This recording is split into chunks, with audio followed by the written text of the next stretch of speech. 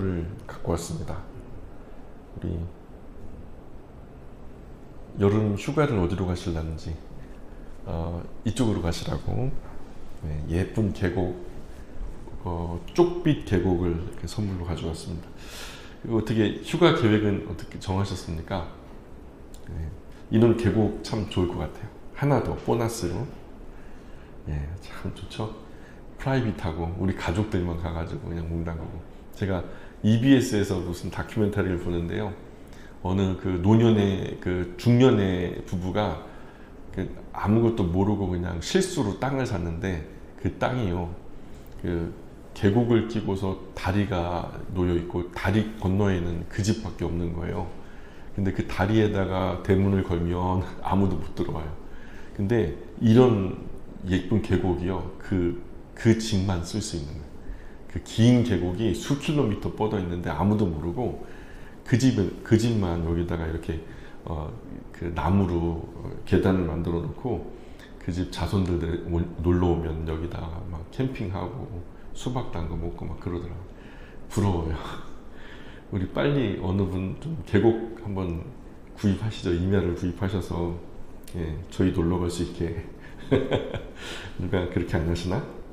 제가 갔던 그 계곡에서 막 이렇게 하시면 그 한기가 든대요. 워낙 그 골짜기 물이다 보니까 물은 차고 햇볕은 뜨겁고, 근데 속으로 골병 드는 데가 계곡이라고 그래요. 이런 데서 오래 노시면 뭐가 생각나냐면 온천이 생각나잖아요. 온천도 서비스로. 여기는 이게 눈이 아니고요. 빠묵갈레라고 하는 라오디게아에서 한 3km 떨어지는 곳인데 이게 다 석회암이에요. 석회석이 녹아가지고 넘치면서 이렇게 자연 탕을 만들었어요. 제가 여기서 온천 했잖아요. 얼마나 좋은지 몰라요. 파묵갈레. 근데 세계 3대 온천 하면 여기가 늘 세 손가락 안에 꼽혀요. 놀러 가시면 참 좋으실 것 같습니다. 오늘은 사사기 마지막 시간이에요. 사사기 21번째 시간으로 오늘 사사기 마무리하려고 합니다. 20장으로 가볼까요? 사사기 20장 15절로 17절까지 말씀. 사사기 20장 15절로 17절까지 말씀 같이 있습니다. 시작. 그때에 그 성읍들로부터 나온 베냐민 자손의 수는 칼을 빼는 자가 모두 26,000명이요 그 외에 기브아 주민 중 택한 자가 700명인데 이 모든 백성 중에서 택한 700명은 다 왼손잡이라 물매로 돌을 던지면 조금도 틀림이 없는 자들이더라. 베냐민 자손 외에 이스라엘 사람으로서 칼을 빼는 자의 수는 40만 명이니 다 전사라. 아멘. 우리가 삼손 이후에 이스라엘 백성은 여전히 자기 소견에 옳은 대로 살아가요. 지난 시간에도 레위 사람이 이 철딱서니가 그죠? 미가와 더불어서 얼마나 미련한 짓을 저질렀는지 우리가 잘 기억하지요. 그래서 지난 시간 살펴봤던 대로 미가 집에서 시작된 우상 숭배가 단지파를 중심으로 해서 이스라엘 백성 신앙 삶을 굉장히 급격하게 무너뜨렸고요.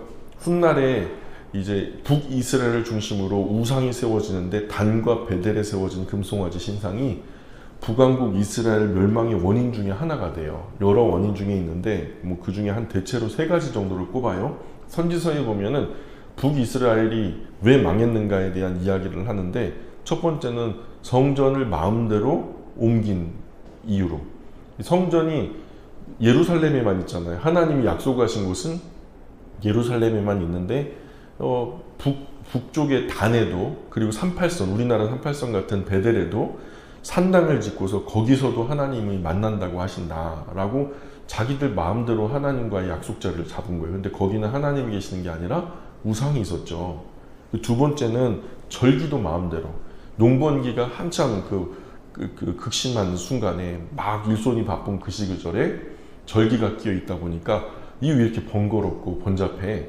그래가지고 밀고 당기고 절기를 변형시켰던 것들이 하나님께서 섭섭한 마음에 호세아서에 보면은 그 마음들이 그대로 나타나죠. 그리고 마지막으로 제사장은 아론의 자손들만 제사장을 할 수 있는데 제사장을 누구든 원하는 사람들을 갖다가 제사장으로 세웠단 말이죠. 이게 하나님이 원하시지 않는 일이었는데 이것이 화근이 되어서 북이스라엘이 점점점 타락 일로로 변질되어져 가고 영 하나님을 사랑하고 하나님을 경외하는 법을 까먹어 버려서 마치 가나안 땅 원래 있었던 사람들처럼 하나님을 섬기는데 우상 숭배하듯이 음란하게 하나님을 섬기는 그런 시절이 찾아오게 된 거죠. 그래서 이 부분은 나중에 또 우리가 자세히 살펴보기로 하고, 오늘 본문은요 이스라엘 11지파와 베냐민 지파 간의 싸움을 기록하고 있어요. 자, 이스라엘은 12지파잖아요. 그럼 12지파 중에서 11지파가 편 먹고 한 지파인 베냐민 지파가 따로 편을 먹고 그렇게 11대 1로 싸우는 거예요. 이 11지파 베냐민 지파를 치려고 싸움에 능한 전사 40만 명을 집결시켜요. 40만 명을 집결시키고 베냐민 지파는 동족이잖아요. 근데 왜 이들은 베냐민 지파와 싸우려는 걸까요? 무엇 때문에 동족끼리 이런 전쟁을 하려는 걸까요? 우리 생각에는 합당한 또는 바른 전쟁 같지 않아요. 형제끼리 싸우는 거잖아요. 그러니까 이거는 바른 전쟁 같지는 않은데, 중요한 것은 우리가 성경을 읽을 때마다 늘 우리가 생각해야 되는 기준은 뭐냐? 우리의 상식, 우리의 생각보다는 무엇이 중요하다? 하나님의 기준이 중요하다. 하나님이 뭐라 하시는가를 우리가 들어봐야 되잖아요. 그러니까 우리 이해보다 중요한 것은 이 동족 간의 전쟁을 바라보시는 하나님 생각이죠. 우리 생각은 별로 중요하지 않아요. 하나님 생각이 어떠신지 알 수 있는 구절이 몇 군데가 있는데, 사사기 20장 18절 보시면, 사사기 20장 18절 보시면은 한번 읽어볼까요? 시작. 이스라엘 자손이 일어나 베델로 올라가서 하나님께 여쭈어 이르되 우리 중에 누가 먼저 올라가서 베냐민 자손과 싸우리이까 하니 여호와께서 말씀하시되 유다가 먼저 갈지니라 하시니라. 아멘. 유다가 먼저 갈지니라. 거기다 밑줄을 쭉 그어보세요. 그리고 퀘스천 마크 딱. 자, 여기서 우리가 질문을 해야 돼요. 자, 동족 간의 전쟁에서 하나님은 유다가 먼저 올라가서 공격을 할까요? 하고 여쭙잖아요. 근데 여쭈었는데 어때요? 하나님이 우리 중에 누가 먼저 올라가서 베냐민 자손과 싸울까요? 하고 질문을 했더니 하나님의 대답은 뭐예요? 유다가 먼저 갈지니라. 거기다 밑줄 그으셨죠? 자, 유다가 먼저 갈지니라. 그럼 공격하라는 말인가요? 하지 말라는 얘기인가요? 하라는 얘기죠. 그죠? 어때요? 하나님도 이 전쟁에 찬성하는 것 같죠? 그쵸? 하나님도 이 전쟁의 명분에 동의한 거 맞죠? 그게 좀 아리까리하다면 20장 23절로 가보세요. 20장 23절 계속 읽어볼게요. 시작. 이스라엘 자손이 올라가 여호와 앞에서 저물도록 울며 여호와께 여쭈어 이르되 내가 다시 나아가서 내 형제 베냐민 자손과 싸우리이까 하니 여호와께서 말씀하시되 올라가서 치라 하시니라. 자, 여기서 올라가서 치라, 여기다 밑줄 그어보시고요. 바로 그 전에 내 형제 베냐민 자손, 거기다가도 밑줄 그어보세요. 그리고 퀘스천. 자, 하나님께서 동의하셔서 올라간 전투에서 많은 생명을 잃었어요. 베냐민 지파가 생각보다 잘 싸우더란 말이에요. 그래서 11지파는, 이스라엘 11지파는 하나님, 제가 다시 나아가서 제 형제 베냐민 자손과 싸워야 할까요? 하고 하나님께 여쭙는 거예요. 혹여나 이거 하나님 뜻이 아닌 거 아닌가 하면서 일구심에, 여기 그래서 자기들이 이제 여쭙는 사람이 감정이 들어간 게, 이 의도가 들어간 게 뭐냐면 내 형제 베냐민이라는 거. 전에는 그런 기록이 없었잖아요. 근데 전에는 그냥 베냐민 자손과 싸울까요? 그랬는데 23절에서는 내 형제 베냐민, 이게 하나님이 싸우지 말아야 되는데 우리가 그냥 하나님 뜻을 어기고 싸우는 건가? 이런 의구심이 들 수도 있잖아요. 그래서 엽주는 사람이 하나님께 내 형제 베냐민이라고 표현하잖아요. 저욱이 하나님께서 말려주시기를 바라는 것 같기도 해요. 그렇죠? 그런데 이 질문에 하나님이 또 뭐라고 대답하시냐면 올라가서 치라, 이렇게 응답하시잖아요. 그러나 연속되는 패전으로 11지파가 사기가 떨어져요. 그럼 올라가라, 유다지파가 가라, 막 그런데, 그러니까 싸우라 그래가지고 싸우는데 이게 다 문제가 생긴단 말이죠. 그러니까 베냐민 지파가 생각보다 훨씬 잘 싸우고, 이스라엘 11지파는 이제 어떻게 해야 되나, 하나님이 싸우라고 싸우는데 그럼 싸우면 이겨야 되는데 이기는 게 아니라 처참하게 패배하고 도망오고 또 많은 인명도 손실되고, 이게 이스라엘 11지파는 하나님께 다시 여쭙는 거예요. 세 번째 여쭙는 거예요. 28절 보세요. 28절. 20장 28절 읽어봅니다. 시작. 아론의 손자인 엘르아살의 아들 비느하스가 그 앞에 모시고 섰더라. 이스라엘 자손들이 여쭈기를 우리가 다시 나아가 내 형제 베냐민 자손과 싸우리까 말리까 하니 여호와께서 이르시되 올라가라. 내일은 내가 그를 네 손에 넘겨주리라 하시는지라. 이 전쟁의 명분은 하나님이 분명하게 인정하시는 것 같아요. 싸워야 된다. 이거는 정말 이건 문제다. 하나님께서 여기셨던 것 같은데 앞서 두 번은 이스라엘 자손이 여쭈었다 이렇게 기록되고 있죠. 보세요. 제가 놓쳤다면 한번 보세요. 18절에 보래요. 이스라엘 자손이 일어나 베델레 올라가서 하나님께 여쭈었다. 23절도 보세요. 이스라엘 자손이 올라가 하나님께 여호와께 여쭈었다. 여호와 앞에서 저물도록 울며 여호와께 여쭈었다. 그죠? 28절에 보니까 근데 다르죠. 이스라엘 자손이 아니라 아론의 손자 엘라살 아들 비느하스가, 그러니까 어려운 말로 되어 있지만 결국 누구가? 제사장이 그 앞에 모시고 서서 하나님께 여쭌 거죠. 그래서 어쨌든 뭐 세 번째 여쭙는 것은 아론의 손자 엘라살 아들 비느하스가 여쭙는데 누굴까요? 당연히 제사장이. 원래 제사장이 이런 일을 맡게 돼 있어요. 그죠? 다윗 때에도 항상 제사장이 먼저 하나님께 여쭙고 가라 그러면 가고 싸우라 그러면 싸우고 말하라 그러면 말고 그랬단 말이죠. 어쨌든 올라가라. 근데 대답이 어때요? 하나님 응답이 올라가라. 내일은 내가 그를 너의 손에 넘겨주겠다. 이렇게 응답하신 거예요. 확실히 승리를 보장하신 거죠. 앞서는 그런 승리 보장에 대한 이야기는 없어요. 이번에는 베냐민 지파를 꼭 이길 수 있다는 확신을 주시죠. 그러나 앞선 두 번의 전투에서 베냐민 지파가 우위를 점하는 과정도 하나님의 계획 안에 필요했던 것 같아요. 두 번의 실수도, 두 번의 실패도 어쩌면 필요했기 때문에 그런 과정을 주신 것은 아닐까. 뭐 그렇게도 생각해 봅니다. 여러분 각자 한번 이런 부분은 묵상해 보시는 게 좋을 것 같아요. 자손이 물었을 때는 왜 그렇게 대답하셨고 제사장이 물으니까 또 이렇게 대답하시고 그 어떤 의도가 있으실까? 이런 퀘스천. 또 하나는 왜 앞서 두 번은 올라가라 치라 막 그랬으면서 그러면 하나님이 올라가라 하셨으니 이기게도 해주셔야 되는데 왜 그 두 번은 실패하게 하시고 세 번째 이곳에서 이 전쟁에서는 승리를 보장한 답변을 주셨을까?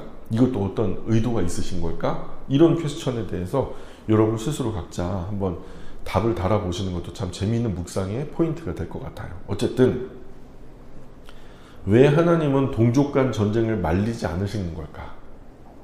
왜 형제끼리 싸우라고 부추기는 것처럼 보일까? 평소 이스라엘 백성 향한 하나님 모습이 아니잖아요. 저도 한 번은 우리 지훈이가 너무 까불어가지고 정윤이를 이겨먹어요. 정윤이가 어느 날 울고 왔어요. 아빠 내 말을 안 들어요. 왜 그런지 모르겠어요. 난 아무 잘못도 안 했단 말이에요. 막 우는 거예요. 그래? 그러면 오빠 무서운 거 한번 보여줘야 되겠다고. 따끔하게 어줄래? 아빠 모른 체 할 테니까. 나중에 어깨를 갖다 손으로 딱 때렸나 봐요. 막 얘가요 처음 오빠한테 맞으니까 하늘이 그냥 뒤집어지는 거예요. 얼굴이 새파래져가지고 와 하면서 한동안 울다가 막 울면서 막 그랬는데 이제 오빠가 때렸다고. 왜 때렸는데?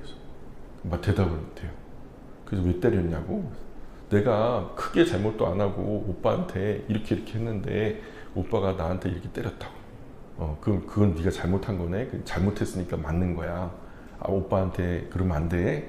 다음부터 안 그러면은 안 맞는 거야. 그랬더니 알았대. 그래서 해결하고 갔어요. 이런 거는요, 그냥 가정 안에서 이 싸움을 제가 허용해 줍니다. 서열 싸움이잖아요. 오빠를 함부로 생각하면 안 되잖아. 그래서 어쨌든 그런 성격일까? 평소 이스라엘 백성을 향한 하나님의 모습이 아닌데 왜 베냐민 지파는 요란 형제들과 하나님께 마저 외면당하고 있는 걸까? 왜 그렇게 수세에 몰려서 요란 지파와 하나님까지 합세해가지고 그 베냐민 지파를 이렇게 막 공격하는 걸까? 결과부터 말씀드리면 이 전투에서 베냐민 지파는 비참하게 처절하게 패배하죠. 결국 이 싸움에서 베냐민 지파의 남자가 600명밖에 남지 않아요. 600명 정도밖에 남지 않고 다 죽어요. 결국 베냐민 지파가 영원히 사라질 위기에 처하죠. 왜 이런 비극이 일어난 걸까? 하나님은 베냐민 지파와 동족 간의 갈등과 싸움을 통해서 이 타락, 택한 선택된 하나님의 백성의 타락과 그 범죄의 결과가 얼마나 처참하고 무서운가를 보여주시고 싶었던 것 같아요. 이 범죄, 너희들의 일탈이 얼마나 처참하고 무서운 결과가 있는지를 너희들이 좀 알았으면 좋겠다 하는 그런 교훈성 이야기를 말씀하시는 건 아닐까. 중요한 거는 사건의 발단이죠. 왜 이런 일이 벌어졌는가. 원인을 우리가 분석해야 되는데 19장 1절 보세요. 19장 1절. 자, 같이 읽어봅니다. 시작. 이스라엘의 왕이 없을 그때에 에브라임 산지 구석에 거류하는 어떤 레위 사람이 유다 베들레헴에서 첩을 맞아 했더니, 자, 여기다가 밑줄 보세요. 레위 사람이 첩을 맞았다. 레위 사람이 첩을 맞았다. 레위는 구별된 지파였죠. 그래서 이제 지난 미가 가정 사건 때도 레위 사람이 정신을 못 차렸죠. 그렇죠? 오늘도 레위 사람이 화근이 되죠. 마찬가지로 우리 그리스도인이요, 신앙 양심으로 바른 일상을 회복해야 돼요. 우리도 어찌 보면 세상 가운데는 구별된 하나님의 백성들이고 레위 지파와 같은 성격을 가지고 있는 그런 그 신분이라고 저는 생각해요. 이 똑바로 해야 할 사람이 잘못하면 그 이후에 모든 질서가 다 엉키고 설키고 막 엉망진창이 되어버리는 거죠. 지금 한국교회 그 원로 목사님들이 지나간 한때는 한국교회를 번영케 했는지는 몰라도 지금 그분들이 교회의 거룩한 영향력을 다 까먹고 있다. 하나님 영광 가리고 세상에게 교회에 욕을 먹이고 있다. 지금 우리 한국교회도 바르게 해야 할 이들이 잘 못하고 자꾸 사고치고 하나님 앞에 서야 할 그리스도인들, 그런 지도자들이 사람들 앞에서 정치하려고 하니까 엉키고 설키고 엉망진창이 되는 거죠. 언제나 목회자는 강단에서 얘기해야 되거든요. 강단에서 하나님의 말씀으로, 하나님의 말씀이 이러니 이렇다, 하나님의 말씀이 저러니 저렇다라고 말해야 되는데, 그런 엄청난 영향력을 힘입고 자기의 주관적인 생각으로 정치적인 발언을 하면 그때부터 문제가 생기는 거예요. 그래가지고 이 한국 강산에 절반의 사람들을 떨구고 간단 말이야. 절대로 개혁교회를 건강하게 거룩하게 보지 못한단 말이죠. 참 어쨌든 그런데 레위 사람은 뭐 하는 사람들이죠? 예, 두 가지로 볼 수 있는데, 모였을 때요, 예루살렘에 모였을 때의 업무와 흩어졌을 때의 업무가 각각 달라요. 자, 레위 사람들은 모이면 예루살렘을 중심으로 모입니다. 원래 레위 사람들의 본거지는 예루살렘이에요. 성전이죠. 성막, 회막이라고도 했는데, 이 성전, 성막에 관계된 일을 하기에 특별히 구별된 사람들이 레위 지파 사람들이에요. 두 번째, 흩어지면 이스라엘 12지파 각 지파 4성읍씩 차지하고 들어가서 그들 가운데 살게 하셨죠. 자, 첫 번째 모였을 때는 성전, 성막에 관계된 일을 하게 하셨는데, 약 30에서 50세 사이의 남자는 회막을 위한 봉사를 하게 했어요. 다윗 때는 20세부터 50세까지를 했는데, 자, 그렇게 해가지고 레위에게는 세 아들이 있었죠. 예, 고앗, 게르손, 무라리. 그래서 이 레위의 세 아들이 그대로 레위의 세 자손이 되는데, 고앗 자손은 성소기구, 언약궤 등잔대 등등 이제 굉장히 중요한 지성소 앞의 물건들을 잘 운반하는 일들을 정리하고 운반하고 다시 펼 때, 회막이 펴질 때 다시 그곳에 안치하고 이런 것들을 전부 다 고압 자손이 했고, 게르손 자손은 휘장, 덮개, 성막 커튼 등 직물에 관계된 것들을 운반하는 역할. 운반한다는 것은 거기다가 다시 펼치는 것, 거두는 것까지를 포함하는 것이겠죠. 또 무라리 자손도 성막 기둥, 빗장, 받침대 등 좀 무거운 것들을 운반하는, 막내라 아마 이랬나 봐요. 막내가 어려운 거 다 해. 그래서 무라리가 막내라 이렇게 무거운 구조물을 운반하게, 아마 자손이 많았을지도 모르겠다 이런 생각도 들어요. 우리 집처럼. 그죠? 어쨌든 이런 거, 레위 사람은 또 12지파에 파송된 이들을 24개 반열로 나누어요. 그리고 1년이 12달, 그리고 한 달에 2반열씩, 보름씩 한 반열, 보름에 한 반열이 이 성전을 섬기도록, 성전을 섬기도록 해가지고 15일씩 이제 한 조가 담당을 하고 1년을 그렇게 돌아가면서 섬기는 것처럼, 모이면 어떠냐. 한 반열이 섬기는 성전으로 올라와서 근무를 하는 거예요. 보름 동안. 그리고 다음 근무조가 올라오면 인수인계하고 자기들은 내려가서 다시 이스라엘 가운데 들어가 가지고 거룩하게 살아가는 거. 그럼 흩어지면 어떻게 되냐? 다시 이제 이스라엘 틈틈으로 들어가면 어떤 일이 벌어지냐면, 흩어지면 이스라엘 12지파 각 지파 4성읍씩 차지하고 들어가 살아가게 하는데, 하나님 경외하는 법을 가르쳐야 하고요, 하나님의 윤리와 법도를 가르치고요, 백성 간 송사 시시비비를 좀 가려주고요, 그리고 이스라엘의 영적인 지도자의 역할, 지도자의 역할을 감당하는 영적 지도자 지파라고 해도 이제 과언이 아닌 거죠. 이렇게 이스라엘 백성들이 좌우를 분간하지 못하고 우매무식한 어떤 하나님 앞에서 잘못하는 일이 있으면 누가 지도를 해야 돼요? 지나가던 레위 사람이 여보시오, 그렇게 하는 거 아니야 하면서 하나님께 불손하게 하는 거, 불경스럽게 하는 거 전부 다 바로잡는 일들을 누가 해야 하느냐?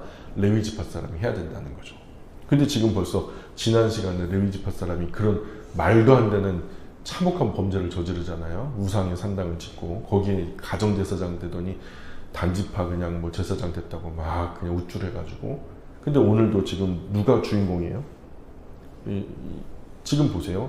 레위기 21장 7절에 보면 이런 말씀이 나와요. 같이 읽어볼게요. 레위기 21장 7절 시작. 그들은 부정한 창녀나 이혼당한 여인을 취하지 말지니 이는 그가 여호와 하나님께 거룩함이니라. 이혼당한 여인이라고 하니까 그럼 뭐 정당한 사유가 있어서 어쩔 수 없이 이혼한 여자들은 무슨 죄인도 아니고 그럼 뭐야? 근데 여기서는요 뭐라 그래요? 이혼? 당한 여인. 레위기 율법에 의하면 이혼은 아무나 당합니까? 부정한 이유가 있으면 당하는 거예요. 부정은 뭐예요? 불륜이죠. 타당한 이유가 있을 때, 그에게 혐의가 있을 때 하나님께서는 이혼을 허락하셨어요. 이혼 당한 여자, 이런 여자들은 취하지 말아라. 그러니까 아무나 모든 과부를 말하는 게 아니에요. 그러니까 부정한 창녀나 이혼당한 여인 이런 여자하고 결혼하지 말고 동족 가운데, 이스라엘 백성 가운데 경건한 여자와 처녀와 결혼하게끔 하나님께서 제도를 정해 놓으셨어요. 자, 그런데 오늘 본문 19장 1절에 보면 레위 사람이 처벌됐다는 거예요. 더 참담한 것은 레위 사람이 취한 첩이요, 배우자 몰래 불륜을 저지르고 또 그게 들켜요. 들키니까 또 레위 사람에게서 도망쳐가지고 이 친정까지 도망가 버린 거죠. 그런데 레위 사람은 도망간 첩을 데려오려고 또 처갓집 베들레헴까지 또 갑니다. 또 싫다고 도망갔으면 그냥 두지 왜 또 찾으러 갑니까? 그리고 찾아오는 것도 우유부단해가지고 지지부진해가지고 아주 끝판왕이죠. 장인이요 그냥 앉아서 먹고 가. 그러면 앉아서 먹다가 저녁이 되니까 하루 더 자야 되겠다. 다음날 또 일어나고 오늘도 먹고 가. 그리고 또 앉아가지고 먹고 밤 늦으니까 못 가고. 그렇게 몇 번을 5일 동안 그러는 거예요. 이 바보 같은 사람이 우유부단 지지부진 끝판왕이죠. 5번을 주저앉아요. 그러면서 차일필 몇 날 며칠 5일을 그렇게 허비하죠. 그렇게 겨우 첩을 데리고 오늘은 안 되겠다. 그래가 출발한 게 또 늦게 출발한 거야. 아침 일찍 출발해갖고 해 지기 전에 목적지까지 가야 되는데 늦게 출발해가지고 목적지까지 미처 가지도 못했는데 해가 저물어 어두워졌단 말이죠. 그렇게 베냐민 지파에 속한 기브아라고 하는 동네에서 하루를 유숙하게 돼버렸어요. 계획에도 없던 유숙을 하게 된 거예요. 보통은 하나님께서 세우신 이스라엘 민족의 생활 규칙이 있어요. 생활 규칙상 나그네가 광장에서 쉴 곳을 찾아요. 여행하던 나그네가 동네 사람들이 가장 많이 오고 가는 광장에 앉아가지고 행색을 딱 보면 그 동네 사람 아니잖아요. 그리고 여행자의 복장을 가지고 있잖아요. 그러면 그가 누구든 하나님의 율법대로 나그네를 선대하라는 가르침 따라서 하나님의 율법 규칙에 근거해서 동네 광장을 지나는 여러 거주민들이 나그네를 자기 집으로 청하게 되어 있어요. 초대하게 되어 있어요. 그렇게 나그네를 자기 집에 모시고 들어가서 씻을 물과 먹을 음식과 쉴 곳을 제공하게 되어 있단 말이에요. 그런데 이런 거룩한 전통이 이미 베냐민 지파에서는 다 훼손이 돼가지고 누구도 나그네를 선대하려고 하지 않아요. 아무도 레위 사람 일행을 맞아주는 그런 주민이 없는 거예요. 그나마 다행인 것은 이 늦은 저녁에 이 하나님의 규칙을 그나마 기억하고 있던 한 노인이 이 레위 사람 일행을 자기 집에 청해서 하룻밤 유숙할 수 있도록 배려했단 말이죠. 그런데 베냐민 지파 기브아 동네 양아치 불량배들이요, 낮에 그 광장에 잠시 머무는 예쁘장한 레위 사람 첩을 눈독 들인 거예요. 예쁘장한데 우리 동네 사람 아닌데 하면서 눈독 들인 거예요. 대낮에는요, 그런데 해코지하기가 보는 눈이 많잖아요. 그죠? 그러니까 민망한 짓을 못했지만 밤이 어두워 보는 눈도 많지 않으니까 몰려가가지고 나쁜 짓을 감행합니다. 레위 사람과 첩이 머물던 노인 집에 쳐들어가죠. 그리고 그 첩을 강제로 납치해요. 빼앗아 와요. 그리고 밤새도록 갖은 능욕과 농락과 집단 연간을 저지르고 다음날 새벽녘이 돼서야 낯선 곳에 버린 거죠. 그 레위 사람 첩은요, 거의 그냥 온 몸과 마음이 그냥 만신창이가 돼가지고 거의 기다시피 해서 겨우 그 노인집 앞마당까지 왔지만 안타깝게도 노인집 문을 두드리려던 두 손이 문지방에 걸쳐진 채로 죽어버린 거예요.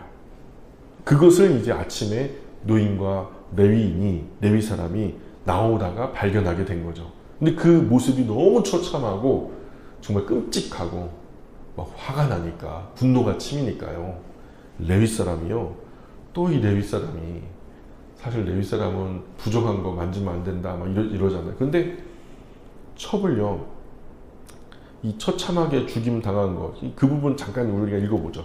사사기 19장 22절부터 27절까지 말씀인데요. 글씨가 보이실까요? 예, 까만 건 글씨고 하얀 건 바탕입니다. 한번 읽어볼게요. 시작. 그들이 마음을 즐겁게 할 때에 그 성읍의 불량배들이 그 집을 에워싸고 문을 두들기며 집 주인 노인에게 말하여 이르되 네 집에 들어온 사람을 끌어내라, 우리가 그와 관계하리라 하니 집 주인 그 사람이 그들에게로 나와서 이르되 아니라 내 형제들아 청하노니 이 같은 악행을 저지르지 말라. 이 사람은 내 집에 들어왔으니 이런 망령된 일을 행하지 말라. 보라, 여기 내 처녀 딸과 이 사람의 첩이 있은즉 내가 그들을 끌어내리니 너희가 그들을 욕보이든지 너희 눈에 좋은 대로 행하되 오직 이 사람에게는 이런 망령된 일을 행하지 말라 하니 하나 무리가 듣지 아니하므로 그 사람이 자기 첩을 붙잡아 그들에게 밖으로 끌어내매 그들이 그 여자와 관계하였고 밤새도록 그 여자를 능욕하다가 새벽 미명에 놓은지라.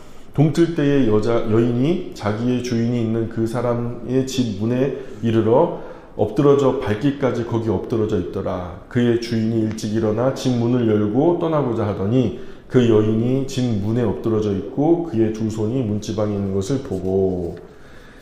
그러니까 레위 사람은요, 참혹하게 망가져버린 그 자기 첩의 시신을 본 거예요. 아침에 이제 일어나서 떠나려고 나오다가 그런데 너무 화가 나니까 그 시신을 12조각으로 잘라요. 그리고 12조각으로 자른 그 시신을 12지파에게 보냅니다. 저는 전부 이해가 안 가요. 지금 이렇게 이루어지는 상황에 일련의 사건들이 이해가 안 가는 거예요. 이스라엘 12지파의 거룩한 영적 지도자인 레위 사람이요, 첩을 들였다? 또 그 첩은 불륜을 저지르고 도망가 버렸다? 또 도망간 첩을 찾겠다고 처갓집까지 찾아왔다? 찾아간 처갓집에 빨리 찾아오지도 않고 차일피일 막 지지부진 우유부단 닷새나 술과 음식으로 붙잡혀 있고요. 겨우 뒤늦게 출발해서 낯선 지역 유숙하게 된 것도 너무 대책이 없고요. 베냐민 기브아 양아치 건달들 잔악한 소행이라든가 그런 일 당했다고 첩의 시신을 12조각 내는 것이나 그 시체 조각들을 12지파로 보내는 것도 참 정말 이해가 안 가는, 말도 안 되는 얘기들이죠. 이런 일이 가능할 정도로 망가진 시절이 사사 시절이었다. 사람들이 각기 자기 소견에 옳은 대로 행동했지만 선한 시절이 아니었다라는 거죠. 사람의 기준이 정말 이기적이고 주관적이고 결국 악한 곳으로 흐른다는 거예요. 우리가 옳은 소견대로 하면은 세상이 천국 될 것 같죠. 전혀 그렇지 않다는 거예요. 하나님께서 세운 거룩한 규칙도 통하지 않았던 시절, 각자 자기 소견에 옳은 대로 행동했던 이 처참한 시절이 바로 사사 시절이었다라는 교훈이죠. 그 시절이 얼마나 악했는지를 단적으로 보여주는 사건이 지난 레위 사람의 사건과 이번 레위 사람의 사건, 레위 사람 첩 사건이 바로 이런 사건의 일련의 흐름 속에 있다는 거죠.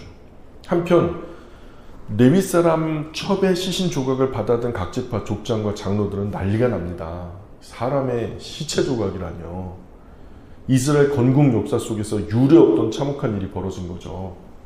각 지파 대표 장로들과 너나 할 것 없이 미스바에 다 모입니다. 큰 충격을 받고 모여요. 그리고 연합하여 베냐민 지파 어떤 일이 벌어졌는지 자초지종을 들은 다음에요, 이 베냐민 지파의 회개를 촉구하는 거예요. 그리고 만행 저지른 불량배들을 끌어다가 합당한 벌을 받게 하라고 결정합니다. 그러나 베냐민 지파는 이 이스라엘 총회의 요구를 거절해요. 니들이 뭔데 남의 지파 일에 신경을 쓰냐 하는 거죠.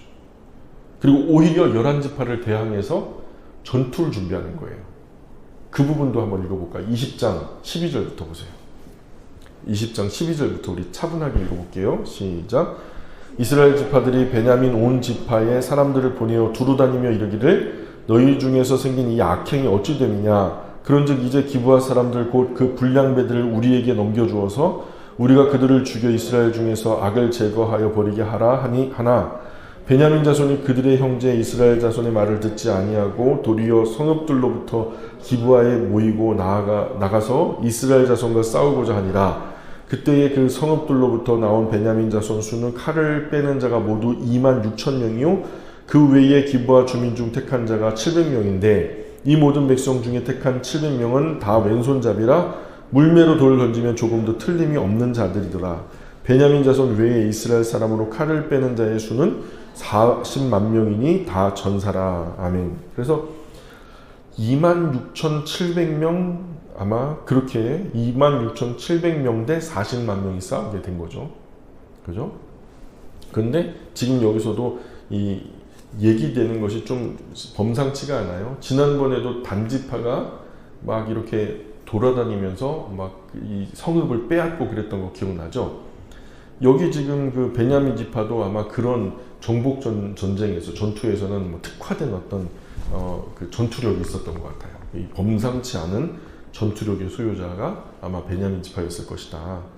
그런데 결국 이스라엘 11지파와 베냐민 지파는 3차례에 걸쳐서 동족 간의 큰 전투를 치르게 되죠. 이 전투 끝에 베냐민 지파는 처참하게 패배하게 됐고요. 아까 말씀드렸던 대로 결국 베냐민 지파 남자 중에서 600명만 겨우 살아남게 됩니다. 어쨌든 이스라엘 그 11지파가 베냐민 한 지파를 응징하는데 성공하긴 했어요. 성공하긴 했지만 그런데 전투에 이겨서 기분이 좋아요? 아니죠. 이스라엘 11지파는 베냐민 지파 멸절을 안타까워해요. 600명밖에 안 남았잖아요. 그들은 동족 상잔의 비극을 회개하면서 베냐민 지파에게 긍휼을 구하는 거예요. 이 족속이 12지파 중에서 한 지파가 사라지지 않기를 이렇게 11지파들이 안타까워했단 말이죠. 그리고서 이어지는 사사기 21장은 두 가지 이야기로 마무리가 되는데요. 첫 번째는 야베스 길르앗 주민을 공격합니다. 그래서 미스바의 총회로 모여서 이스라엘 11지파가 총회에 불참했던, 다 모여라 했는데 안 모였단 말이에요. 근데 안 모였던 야베스 길르앗 주민을 심판하기로 결정하죠. 그렇게 군사를 보내서 야베스 길르앗에 속한 남자와 그 남자와 동침하는 여자, 그러니까 한마디로 해서 결혼한 여자를 말하는 거예요. 짝이 있는 여자는 다 죽여버리죠. 그런데 그렇게 끝난 게 아니에요. 남자와 동침하지 않은 처녀, 짝꿍이 없는 그런 처녀 400명을 찾아내서 베냐민 지파 남자들에게 줘요. 신부감을. 남자들이 몇 명이었다고요? 600명이었는데 처녀 몇 명이에요? 400명 찾아준 거죠. 그래서 어쨌든 베냐민 지파 구제의 계획을 세우는데 일찍이 미스바 총회에서 결의한 것은 이스라엘 11지파는 베냐민 지파 남자에게 딸을 주지 않기로 하나님 앞에 맹세를 했어요. 자, 그럼 딸 주면 돼요, 안 돼요?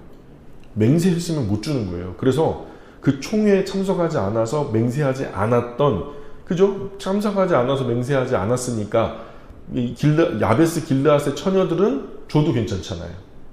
그래서 베냐민 지파의 남은 남자를 그들에게 준 거죠. 그래서 그런데도 아내가 부족하죠. 베냐민 지파 중에 살아남은 남자는 600명, 야베스 길라 데려온 처녀는 400명. 몇 명 모자라요?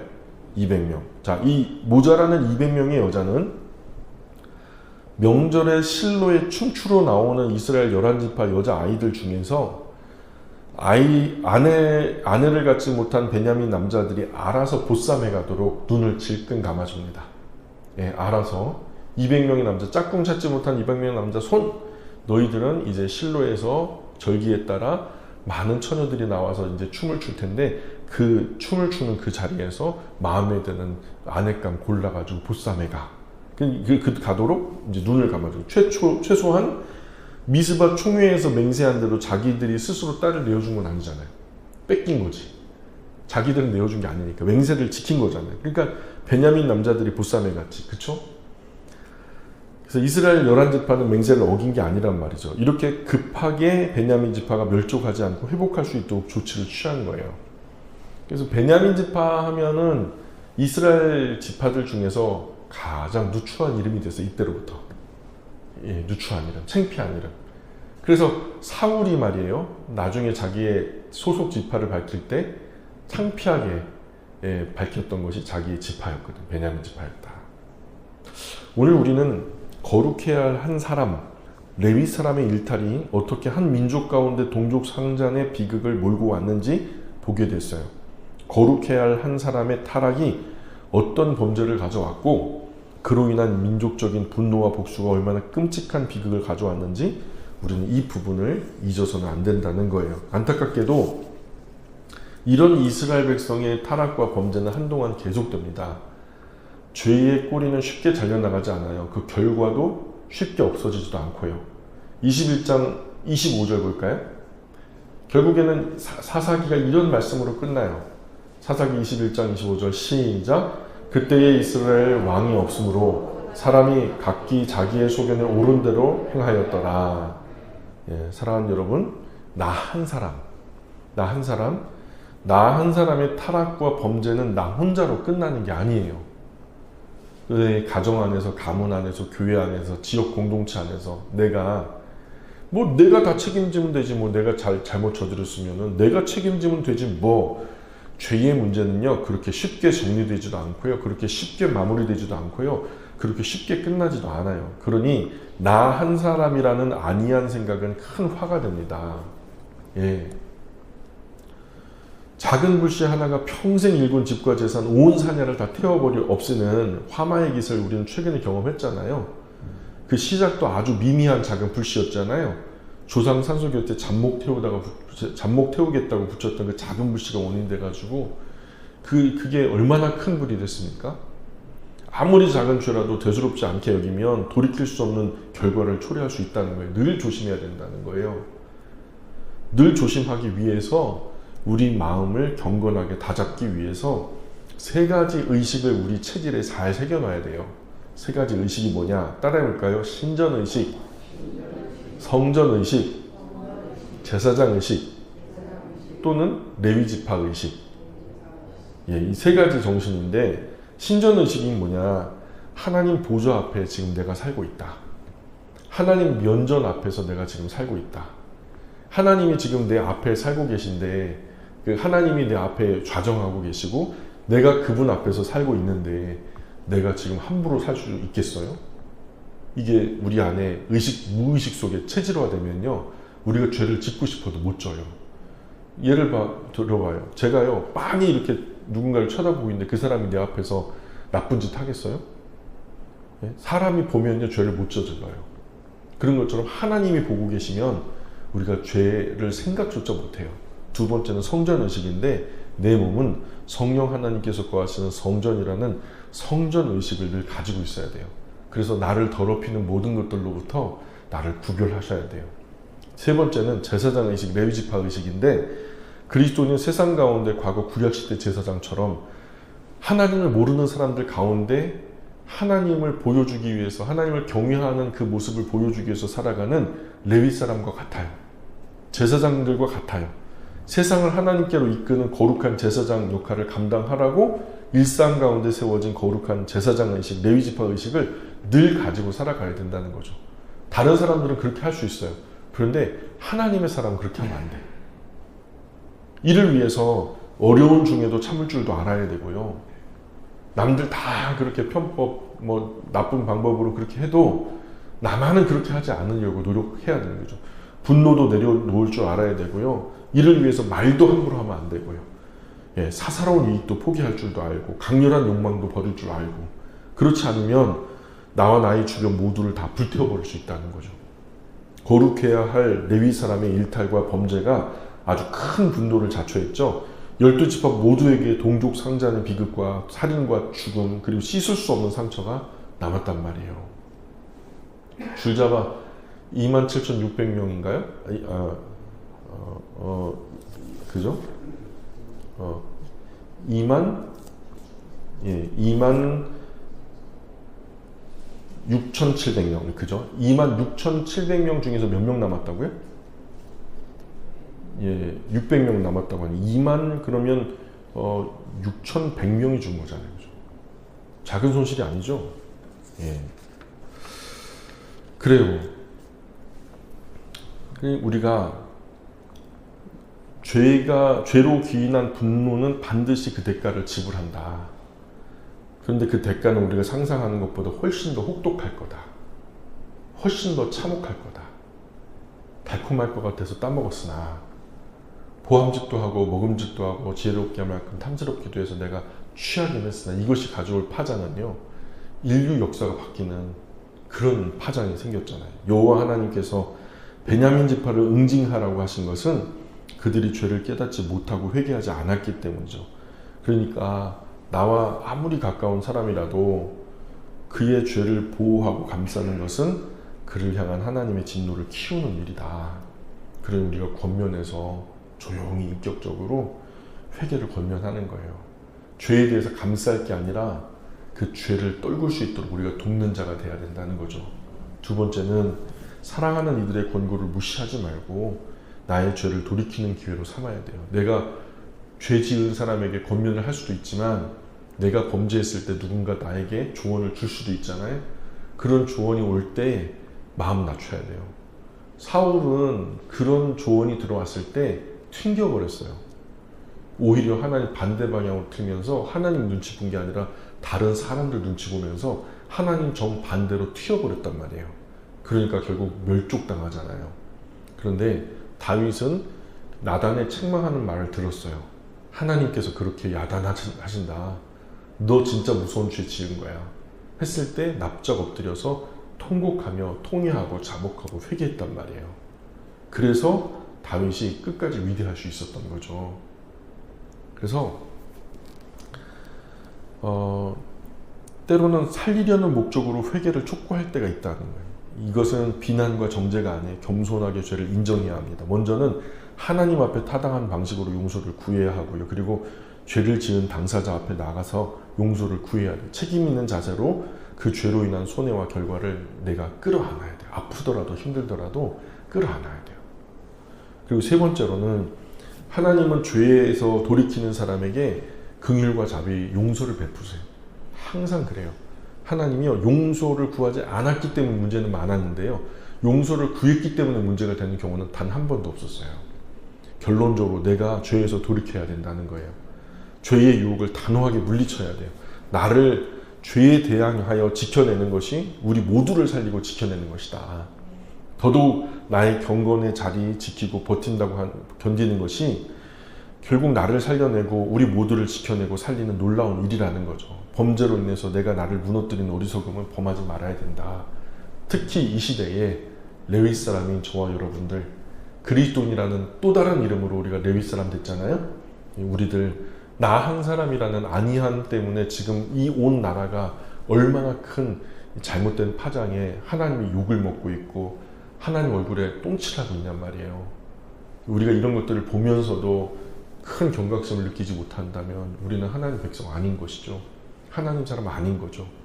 우리가 이 세 가지 부분 마음속에 새기고 정말 우리가 죄 앞에서 끝까지 부인하고 부정하고 감추고 이제 잠잠하고 그러지 마시고, 들추어내서 해 아래 하나님께 회결받는 그런 건강한 그리스도인들이 우리가 되었으면 좋겠습니다.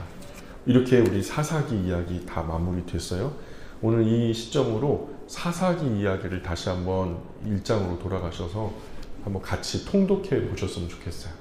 댁에 돌아가셔서 우리 가정별로 통독하시면서 지난 사사기 이야기를 1강부터 22강까지 한번 차분하게 돌려 들어보셨으면 좋겠다. 그러면 더 선명하게 마음에 새겨지리라고 믿습니다. 여기까지 할게요. 기도하겠습니다.